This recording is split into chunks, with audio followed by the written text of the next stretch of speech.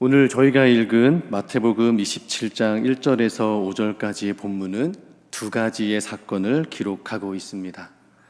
첫 번째 사건은 1절과 2절의 내용에서 보신 것처럼 이스라엘의 모든 대제사장들과 장로들이 예수를 죽이려고 함께 의논하고 그 후에 결박하여 로마의 총독인 빌라도에게 넘겨주는 사건입니다. 사실 이스라엘의 모든 대제사장들과 장로들은 신성모독이라는 죄명을 예수님께 씌우고 죄인 삼았습니다. 예수님을 죽이려는 증거를 찾을 때 수많은 거짓 증언들이 있었고 고발할 만한 증거를 얻지 못했으나 네가 하나님의 아들 그리스도냐라는 물음에 예수님께서 네가 말하였도다 라는 그 대답을 신성모독의 증거로 삼아 죄를 씌운 것입니다. 그렇게 신성모독의 죄로 예수를 죽이려 했던 대제사장들과 백성의 장로들이었지만 그들에게는 한 가지 문제가 남아 있었습니다. 당시 이스라엘은 로마의 지배를 받고 있었기 때문에 로마의 법을 따라야 했습니다. 로마는 그들이 지배하는 나라와 백성들에게 자신들의 종교를 믿을 수 있는 종교의 자유를 허락해 주었지만 그 외의 모든 영역은 로마의 법을 따르게 했습니다.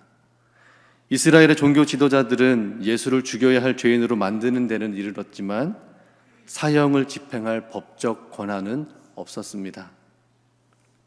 로마의 법정에서 사형을 선언하지 않고는 예수를 죽일 수 없었던 것입니다. 그래서 그들은 이 문제를 해결하고자 새벽이 되기까지 논의합니다. 그리고 어떤 결론에 이르러 예수를 결박하여 끌고 가서 로마의 총독 빌라도에게 넘겼습니다. 결박하여 끌고 갔다는 것은 죄수를 묶어 연행한 것과 같습니다. 마태복음 26장 11절에서 26절까지는요, 로마의 총독 빌라도 앞에서 재판을 받으시는 예수님에 대해 기록합니다. 이스라엘 백성들은 로마 총독 빌라도의 법정 앞에 예수를 세워두고 소리칩니다. 예수를 죽여라.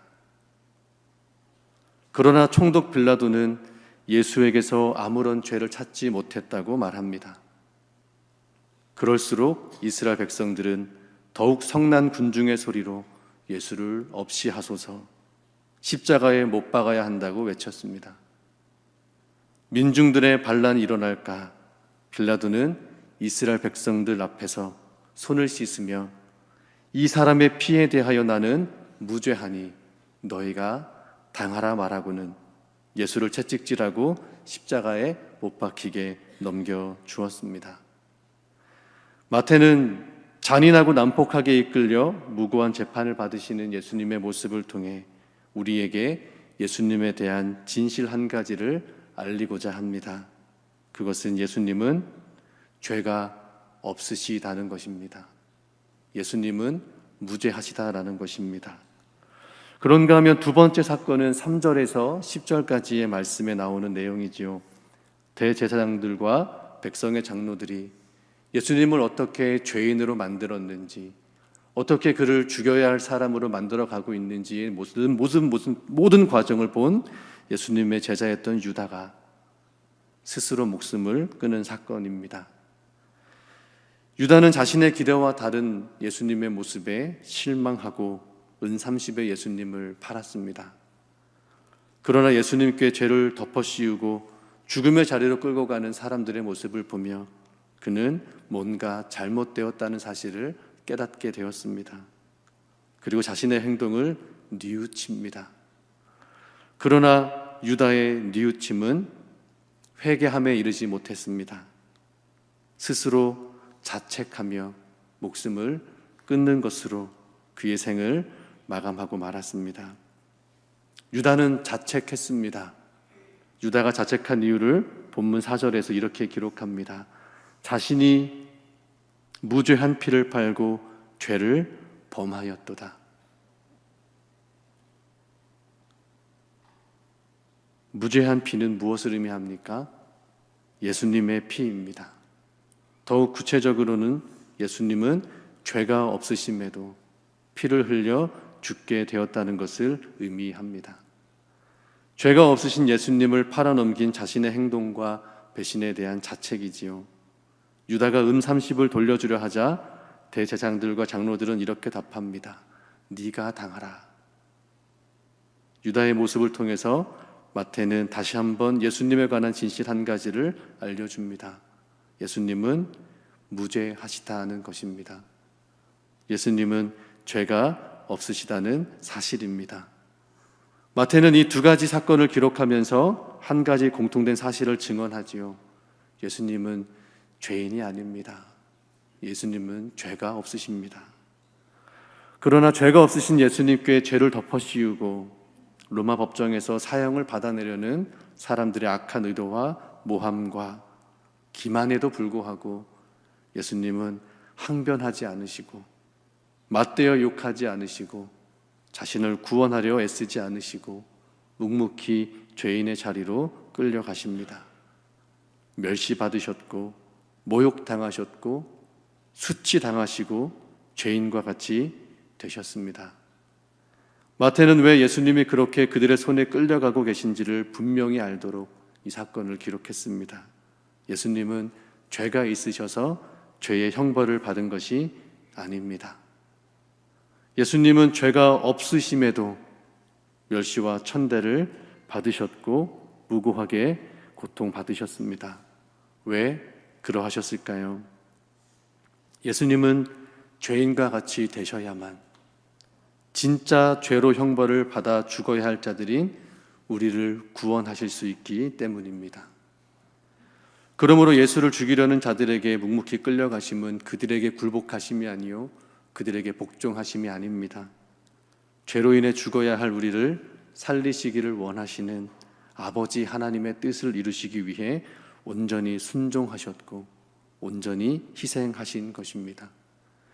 예수님은 죄가 없으심에도 우리를 위해 죄인이 되셨고 죽음의 자리로 가셨습니다.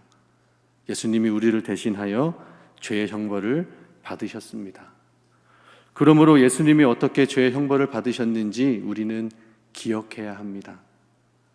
죄가 없으신 예수님이 무고하게 죄인 취급을 당하셨습니다. 자신을 거짓으로 고발하고 증언하는 사람들 앞에서 기만당하고 거절당하고 무시당하고 채찍에 맞으시고 고통받으셨습니다. 그렇게 죄의 형벌을 받으시는 이유는 그것이 하나님의 뜻을 이루는 유일한 길이기 때문입니다. 온전한 순종으로 희생과 사랑으로 죄의 형벌을 대신하여 받으신 것입니다. 그래서 우리는 기억해야 합니다.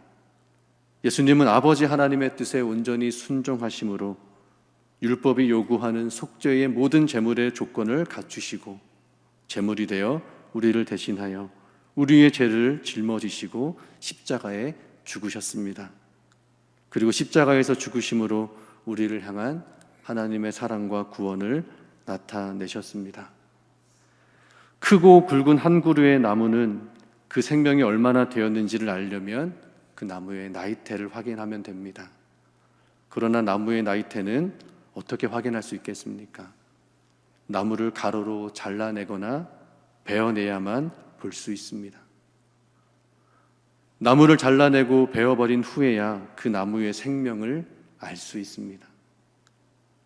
그리스도께서도 마치 나무를 베어 잘라냄과 같이 십자가에서 고난받으시고 죽으심으로 하나님의 사랑과 생명을 우리에게 알게 하셨습니다. 죄가 없으신 예수님이 죄인이 되어 가시는 모든 과정들, 그 순환과 고난의 과정들은 배임을 당하고 잘라냄을 당하는 과정이었습니다. 그 희생과 고난으로 우리를 구원하셨고 아버지 하나님의 크고 놀라운 사랑을 우리에게 세상에 나타내셨습니다. 오늘날 대한민국 사회에서 그리스도인들의 모습이 어떠한지, 교회들의 모습이 어떠한지 이 말씀 앞에서 묻지 않을 수 없습니다. 교회의 모습이 한 그루의 나무와 같이 베어짐을 당하고 잘라냄을 당하면서 이 세상을 향한 하나님의 사랑과 구원의 생명을 보여주고 있는지 묻지 않을 수 없습니다. 교회의 성도들이 한 그루의 나무와 같이 베어짐을 당하고 잘라냄을 당하면서도 순수하게 주님의 사랑을 보여주려고 애쓰는 삶을 살고 있는지 묻지 않을 수 없습니다.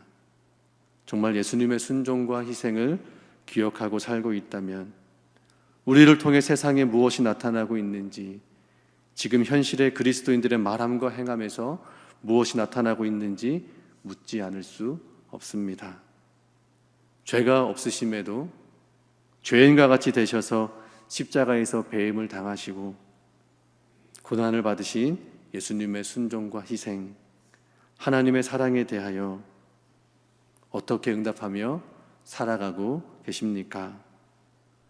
저 스스로도 이 질문을 하고 망우교회 여러분들에게 질문을 한다면 어떻게 대답하실까 하는 생각을 묵상을 해보았습니다. 그래서 이렇게 권면의 답을 하고 싶습니다. 세월에 묻히고 현실에 갇히고 그렇게 살아오면서 하나님의 사랑을 잊은 채 살아오셨더라도 또다시 사순절이 오고 대림절이 오고 주일에 예배 시간이 오고 기도하는 시간이 와서 그 시간을 통해 문득 우리를 향한 하나님의 사랑을 기억하게 하시고 예수님이 어떻게 날 대신하여 고난받으셨는지 생각하게 하실 때 그 순간만큼은 우리 주님 예수께서 보여주신 대로 순수하게 하나님의 뜻을 위하여 살아가겠다고 하는 다짐은 있어야겠다 싶습니다. 이익을 따지고 손해를 따지고 시비를 따지며 어느덧 세속적인 모습의 순수함을 잃은 신앙의 모습이 된 것 같을지라도 하나님의 뜻을 지켜가기 위한 현실의 갈등이 있을 때 그 갈등과 싸움을 외면하지는 않아야겠다 싶습니다. 포기해서는 안 되겠다 싶습니다. 그냥 돌아서 버려서는 안 되겠다 싶습니다. 그렇게 외면하고 마음 닫아버리지는 않아야겠다 싶습니다. 혹여나 하나님이 실망하실 것 같은 모습으로 살더라도 순수한 모습으로 돌아가기 민망한 순간이 있더라도 예수님의 사랑을 기억하게 하시면 다시 순수하게 살아보려고 몸부림 쳐봐야겠다 싶습니다. 배임을 당하고 잘라짐을 당하는 나무처럼 자신을 희생하고 낮추며 손해보며 주님 따라 살아가고자 한다면 왜 이렇게 어리석냐고 비난받을 용기는 있어야겠다 싶습니다. 왜 이렇게 미련하냐고 손가락질 받을 용기는 있어야겠다 싶습니다. 예수님의 사랑과 하나님의 구원을 세상에 나타낼 수 있는 순수한 신앙의 모습이 될 수 있다면 무슨 수를 쓰더라도 어떻게 해서라도 그 순수함을 따르려고 애는 써봐야겠다 싶습니다.